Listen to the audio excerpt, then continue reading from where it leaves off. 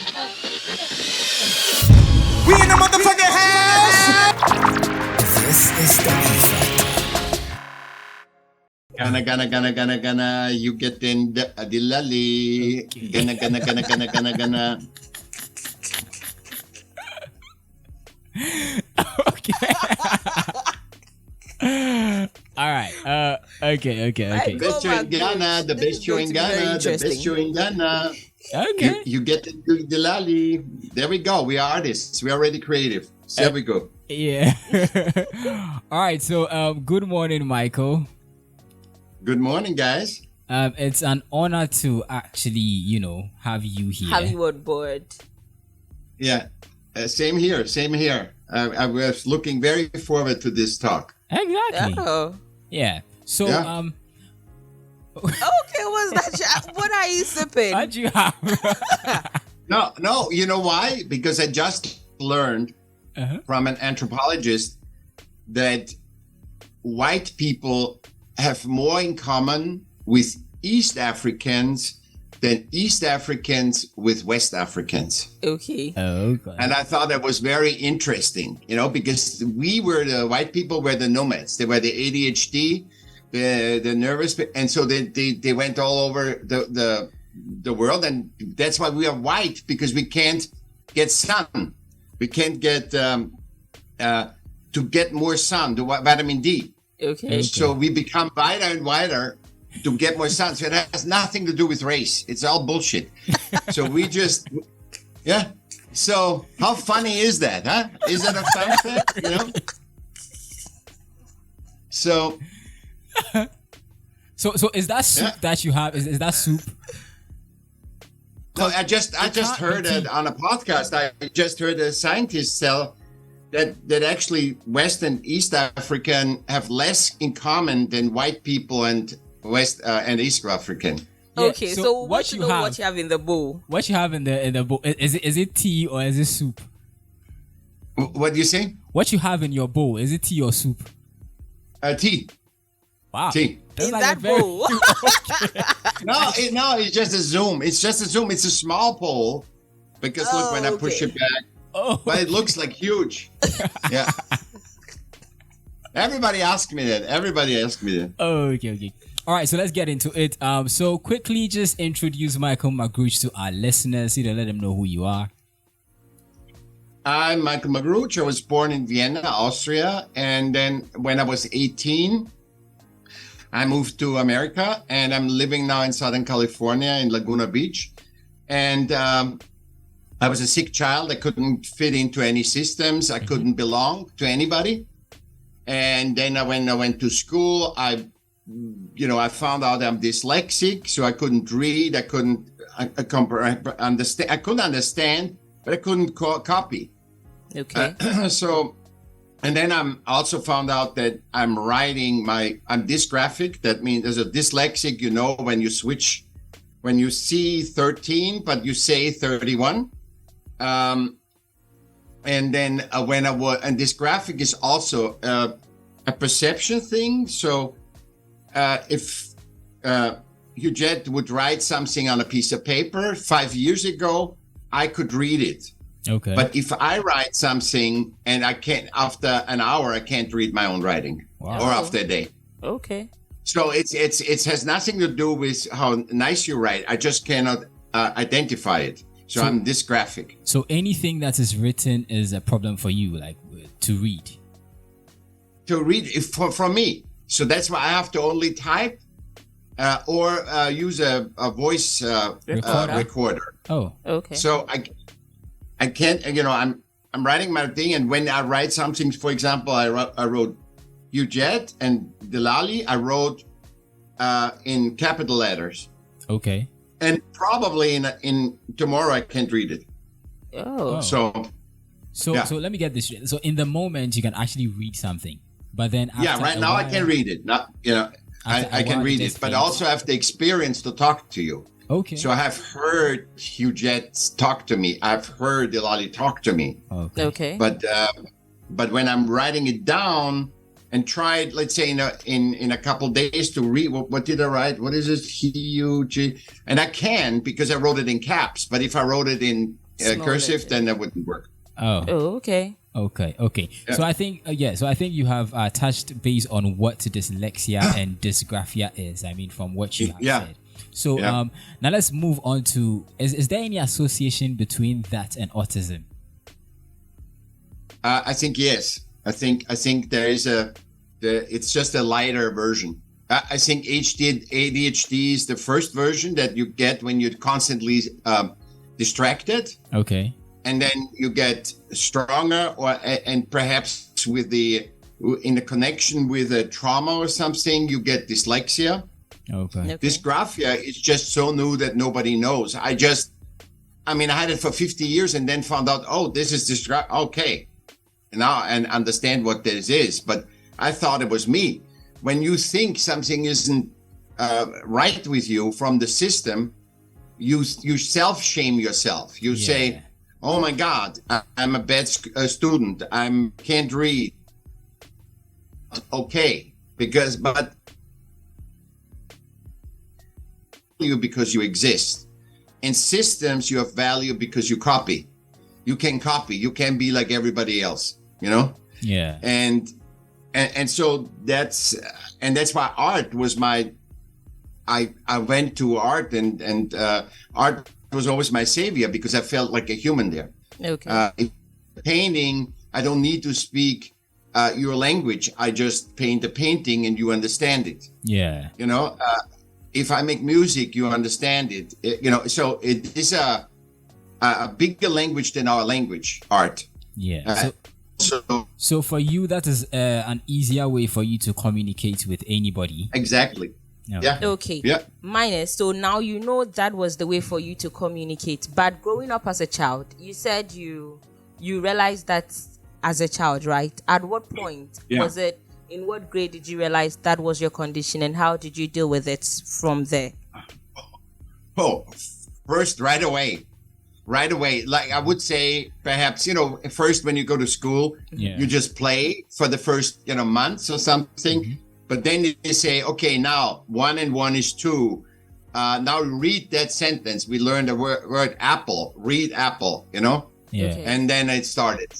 Got progressively when play is good. Mm-hmm. The more it goes serious, into conditioning, humans, I increasingly faded out, and I couldn't, and then people were laughing at me, but I was never bullied or anything, but people, because I was very good with people. So, I can't tell. And I had to learn to be with people because your DNA tells you you're part of the whole, you're inclusive, and like in nature, everybody has a function. And you want to be part of the inclusion, but you can't. And so that's why you have all the kids on the iPhones. Yeah. It's not because they're addicted to the iPhones. They're addicted to the system. The DNA says. Oh, he's breaking up. Can you hear it? Could you say what you said again? I think you were breaking up for us for a second. Yeah, my thing is it's good. So yeah, I said because kids, you say, oh, kids, they're addicted to the iPhone. No, they're not addicted to the iPhone. They are addicted to the iPhone. It seems like it, but what they are driven to drives you to be. We are social human beings. And everybody has a function. Not everybody has the same function. Be a computer specialist or be a stockbroker. We all have a function, and we have to find what is our function for humanity, not what is my function for the system that needs workers that labor hard or scientists that do this. What is our human connection, not what is our system connection. That system is monopoly, is playing monopoly. Human is a nature is one, and that has different times, has different requirements. It's adapting. Nature adapts. It's not controlling. Mm-hmm. that's why. I think that's why we have such a dissonance, because the systems are static, and humans are fluid. It's like, and now systems see it because sexuality, they separated us in race, in genders first, then in race, and now they want to separate us in sexuality. Too, but sexuality is fluid. It's not, and that's why it can never be. You cannot be defined. That's why you have LGBTQ, yeah, because you can't, and it's gonna be more than the whole alphabet, because sexuality shows the human's fluidity. We are so fluid, and that's why I say the big discrepancy in our lives is we don't play Monopoly, we live Monopoly. We are human in nature first, to be in harmony. No human wants war. It's just one or two people that fight each other. Usually people are followers because they want to be in the tribe. And so that's why we started wars. That's why we started conflicts and whatever. Humans and nature, solves a conflict very quickly. You seek to a lion doesn't go eat and eat and eat and eat and kill and kill and kill and kill. He kills to eat. That's it. He doesn't just keep killing 15,000 gazelles and lets them all lay in this Sahara or something. That's like it doesn't work. Yeah. And that's why I always say, look at nature, how nature does conflicts. Look at nature, how nature adapts. Then you can learn a lot about yourself. And art is one of those tools, the same tool. The more you are in the arts, the more you understand humans. All right. This is where I have no education. All my education is from art and nature and humans.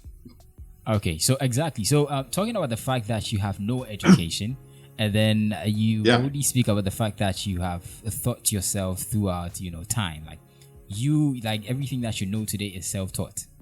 Now, what would you say, or can you explain the strange society and systems, put on humanity to fit in?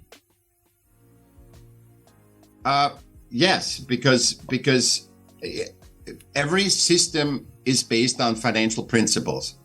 Financial principles is not nature. It's not human. It's humans created that. It's like a game. It's like the Monopoly game, and you cannot play Monopoly without money. Have you ever tried to play without money? You can't. So everybody should have a bunch of money, and then you play a rich person. And it's very similar to how the thing is. Have a lot of money today, you can be creative and invest or do things. When you have no money, 60% of humanity has to live with, have to survive with $5.50 per day. Workforce, 60% of the workforce of this world has to survive with $5.50 a day. So they don't have the savings capacity or the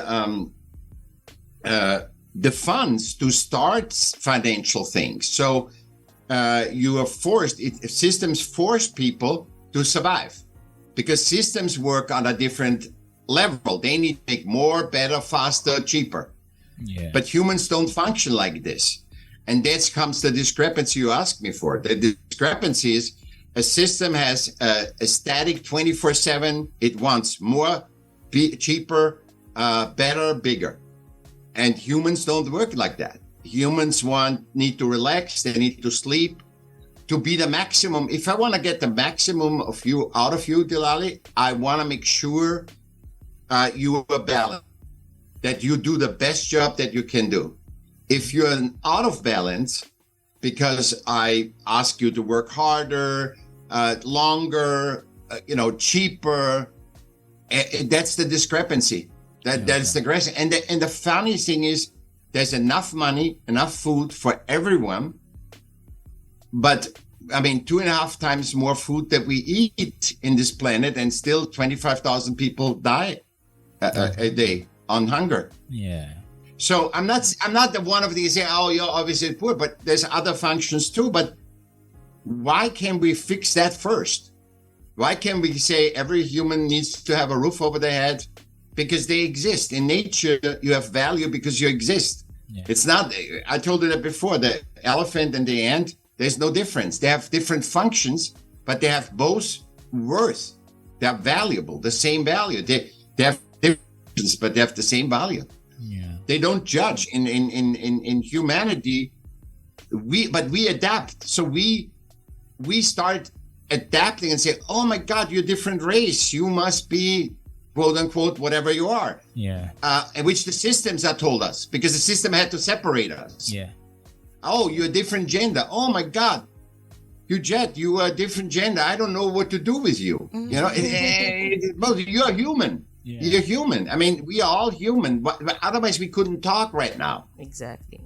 We couldn't talk to each other and be with each other and not saying, oh, God, you're horrible. And no, you are horrible, you know? So we're all human, and we need to remind ourselves that the world is all human. Okay. And are they all good? Not particularly, but they are not bad either. They're just disturbed. If you're a bad leader or a bad thing, you're just a disturbed human being. You're a beaten dog. I say always, you're a beaten dog when you're a leader that makes war or whatever. Okay. I hope that makes sense. Yeah, that makes a whole lot of sense. So in identifying your purpose, right? Can you walk us through the process of how art made you find your purpose? Experiencing life. Yet, you know, your living makes you find your life. If you're not, that's why I don't like goals. I don't like goals to say, I'm going to be the biggest painter in the world. I'm going to be the biggest musician. I'm going to be the biggest CEO of the world. Mm-hmm. That's only in systems. You have to live life in the moment right now. I'm not thinking right now, oh, I have to pay bills, or, oh my God, where am I got my next girlfriend, or what car do I buy? Right now I'm with you guys, you know? Okay. And in that, being 100% in the moment, not in the future or the past, I can enjoy this interconnection, and I think there's a magical power. The Zoom allowed us to talk from me to you guys, and it shows that this is the power. The power is to experience other human beings and to learn, and then find your purpose in that. Okay. All right. So now, if that makes sense, it's not something you have to do. I always say, I don't have steps in anything. You just listen to this podcast, and that's all. Your awareness. You be aware. Oh, we are not different. Okay. That's interesting.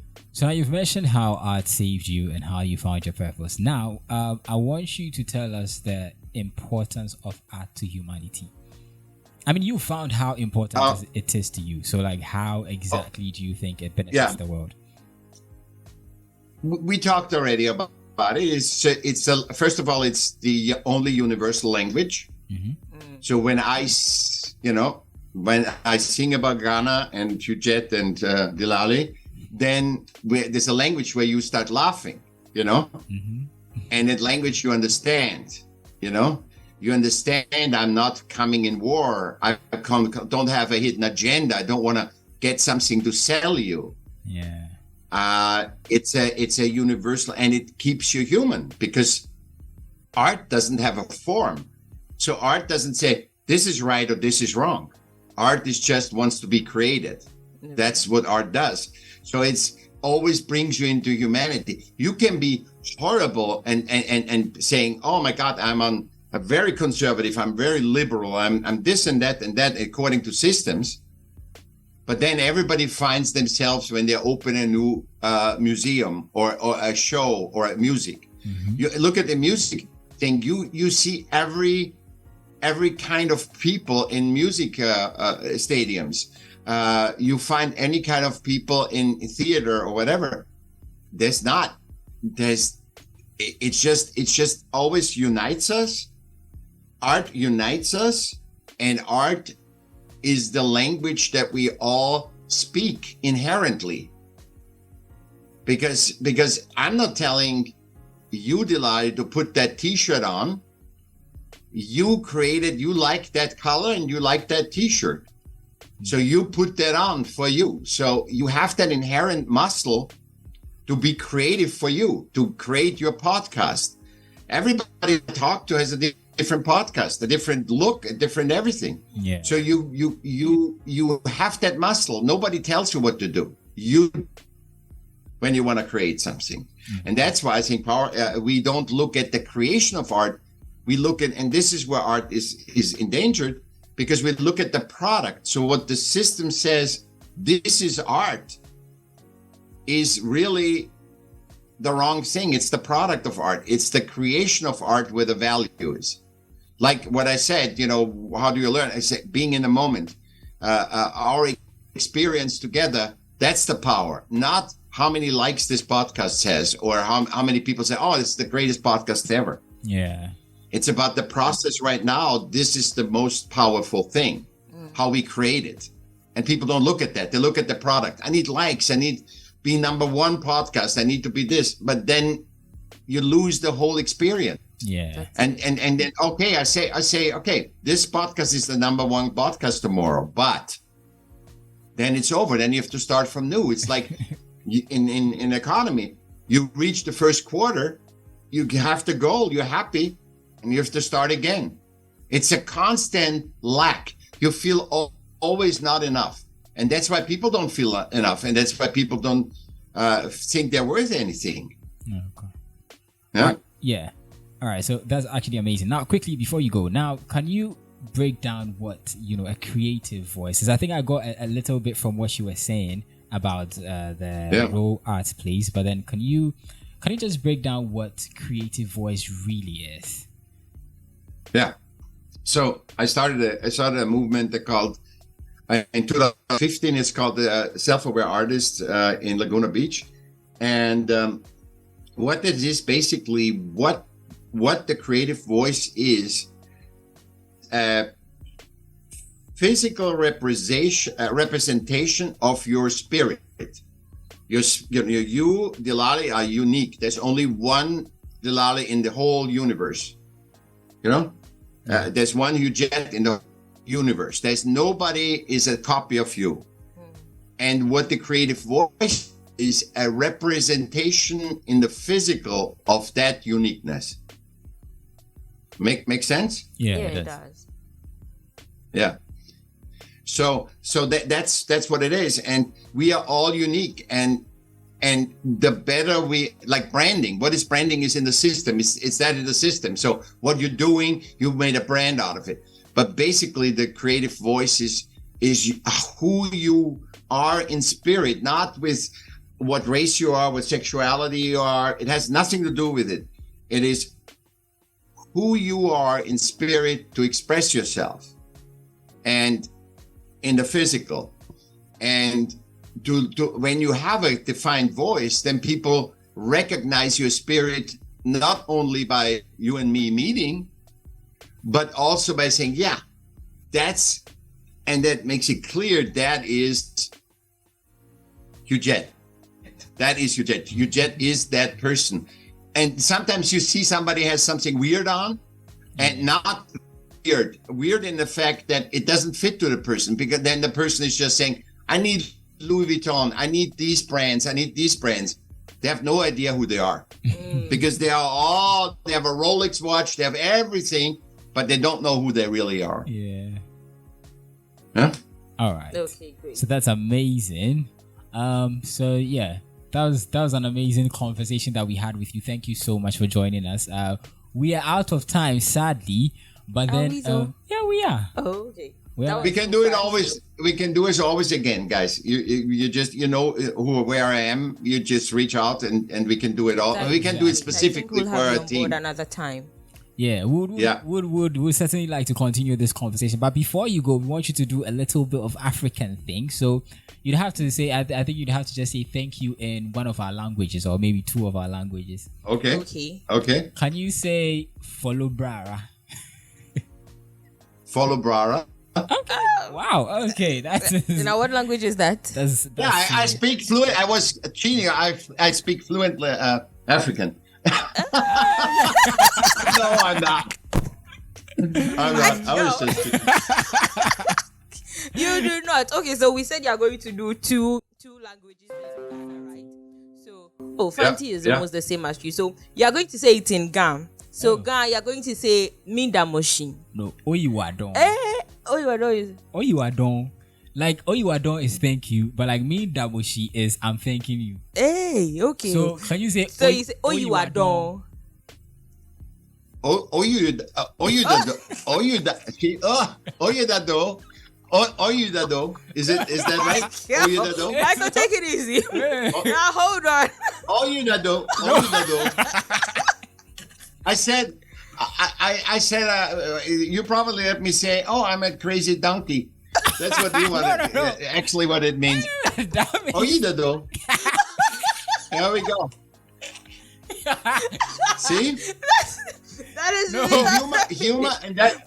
But you see, humor has nothing to do. It works. This is humor is another expression of art, and it works over all languages. It is over all races, all languages, all sexes. Okay, so it's a great episode. People should listen to this episode because it's a really. We are exemplary. We all three we were very exemplary of what I'm talking about. Yeah. Okay. Yeah. So try and say it again before you go, because if you don't, we don't let you go. So, Oyiwadon. It's my dyslexia too. It's hard to. Don't say it again. Say it again. Oyiwadon. Oyiwa. Okay, so let's break Oyiwa. Oyiwa. Yes. Don. Okay, so like, don. It's almost Brazil. Oida don. Oida don. It's funny with the sound. Say it again. Come on. Oyiwa. Oyiwadon. Don. Oyiwa don. We'll take it. We'll take it. You take it. You take it. Exactly. Oyiwa don. Yeah, Oyiwadon. Okay, so do you Michaell, also have another way that you say thank you in your language, or it's just the normal thank you? We say thank you is danke. Oh, danke. And that's German, right? Yes. See, you're better than me. You have it right away. Danke in German. That's German. Danke. Okay, danke. And then I think we would like to, anytime you want to, maybe change your scene, maybe you could just come out to Ghana, just come and experience, this lifestyle. Absolutely. Too. Yeah. If I come to Ghana, I see you for sure, you two. Because I gotta have fun with you guys. Yeah, we'll be looking forward to it. Yeah. All right, so thank you very much. Yes. It's been great talking to you, Michaell Magrutsche. Amazing. I like your name. Michaell Magrutsche. Ghana. There you go. I love it. Thank you so much. All right, so you see, we don't even want to go. This was an amazing conversation. Honestly, thank you so much. We're looking forward to partnering with you, just talking to you, on other issues. So thank you so much for being here, Michaell. Thank you, guys. I appreciate it very much. All right. It was the light of my day today. Thank you. Good day. This is the E Factor. We in the motherfucking house.